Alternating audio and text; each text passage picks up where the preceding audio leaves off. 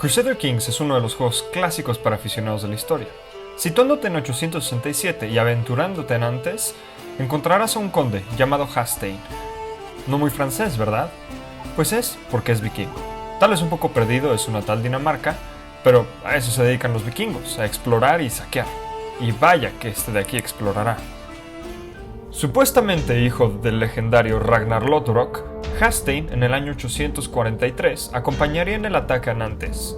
Aprovechándose de la guerra entre los hijos de Carlomagno, Carlos y Lothar, tomar la ciudad desprotegida sería sumamente fácil. Una vez tomada la ciudad, se dice que los vikingos entraron con 67 navíos al río Loira y sacarían todas las ciudades cruzando por el río. Hastein, después de destrozar Francia occidental, continuaría con su destrucción por Normandía, Flandes, Borgoña y Bretaña. Los vikingos, aparte de Hastein, tuvieron un gran impacto sobre Francia. La muerte de Carlomagno fue uno de los atractivos para que los vikingos invadieran la región, ya que ésta trajo destabilización en la región gracias a la división del territorio entre sus tres hijos. Para el año 820, los vikingos ya habrían atacado varias ciudades en el Valle del Siena. Claro, París sería el atractivo más grande de la región, y los vikingos la obtuvieron para el año 845, cuando Reinerus, posiblemente Ragnar Lothbrok, tomó la ciudad, usando una flota de 120 barcos. Carlos el Calvo no tuvo de otra más que pagar 2.570 kilogramos de oro y plata a los invasores. Pero probablemente la zona afectada mayormente por los vikingos en Francia fue Normandía, ya que incluso lo dice su nombre, llamada así la región, ya que fue ocupada por los hombres del norte.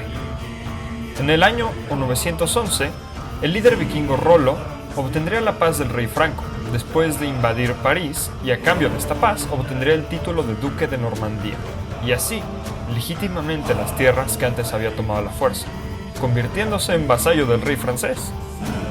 Los nórdicos se asentarían ahí, y a lo largo de los años adoptarían mucho de la cultura francesa, creando una mezcla entre lo danés y lo francés, solidificando una identidad normanda.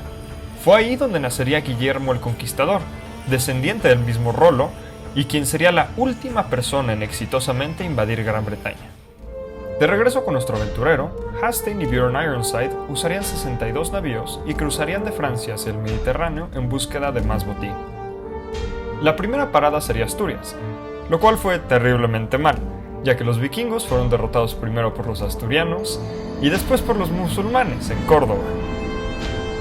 Pero por fin obtendrían un éxito en Algeciras, saqueando la ciudad y quemando la mezquita. Continuarían esta victoria con más destrucción en el norte de África, Orihuela, las Islas Baleares y Rosellón, en Francia. Continuarían por la costa sur gala atacando las ciudades de Narbona, Nimes y Arles, todo para concluir su ataque del Mediterráneo en Roma. O bueno, lo que ellos creían que era Roma, que en realidad era la ciudad de Luni. Entraron a la ciudad cargando a Hastein fingiendo estar moribundo y queriendo convertirse a la cristiandad. Una vez dentro de la ciudad y después de recibir los sacramentos, saltó de la camilla e inició a saquear la ciudad completamente. Como le sucedió a Hastein, la mayor parte de los vikingos que intentaron atacar la península ibérica fueron derrotados ya sea por los asturianos en el norte o los musulmanes en el sur.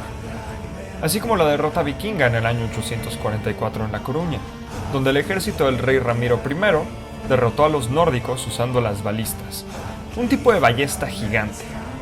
Sin embargo, en 859 tendrían una victoria, en la captura del rey García Íñiguez de Pamplona, en donde pedirían 70.000 monedas de oro por su rescate.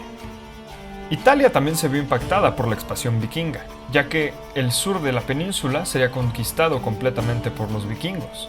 Su conquistador, Roberto Guiscardo, se convertiría en duque de Apulia y Calabria. También, un tipo de vikingos, a los que se les llama Rus, después de aventurarse en la actual Rusia, incluso llegarían hasta Constantinopla. En el año 860, aprovechándose de que el rey Miguel III y sus tropas estaban peleando en Asia Menor contra el califato abasí, los Rus saquearon la ciudad no una, sino 2 veces. De regreso en Bretaña, Hastein se aliaría con el rey Salomón de Bretaña para pelear contra los franceses. Después de varias disputas, decidiría voltear su mirada a través del canal, a una de las tierras más históricamente atacadas por los vikingos.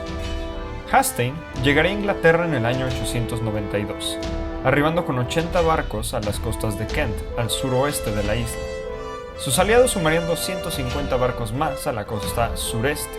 Alfredo el Grande posicionó su ejército en medio para evitar que los contingentes se unieran. Llegarían a un acuerdo de paz, en el que Hastings concedería a sus hijos, pero solo para ser bautizados, lo cual pues no es un gran precio que pagar.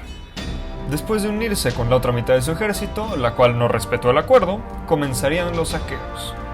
Mayormente, Hastings atacó el valle del Thames, usando la ayuda de los daneses asentados en Northumbria como apoyo militar.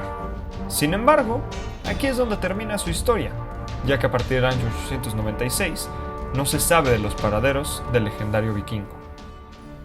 Las primeras expediciones vikingas en Inglaterra fueron simples ataques a monasterios entre los años 750 y 850. Estos ataques solo tenían la intención de robar lo más posible, y después regresar a Noruega y Dinamarca y Suecia.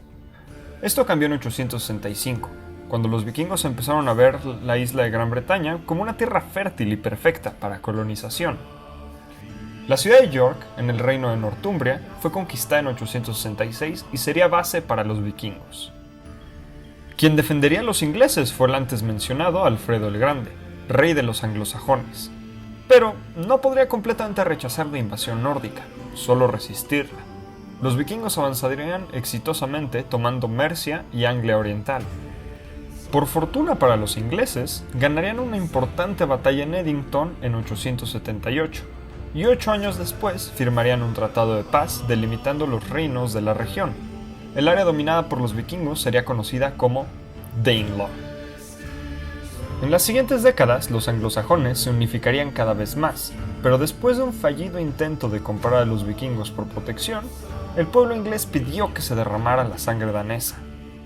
Y eso fue justo lo que pasó en la masacre del día de San Bricio, cuando el rey Etelredo II, el indeciso, ordenó a matar a cualquier danés que se encontrara, lo cual no le gustó mucho al rey Sven I Barbapartida de Dinamarca, quien supuso que la muerte de su hija Gunhilda ocurrió en esa matanza.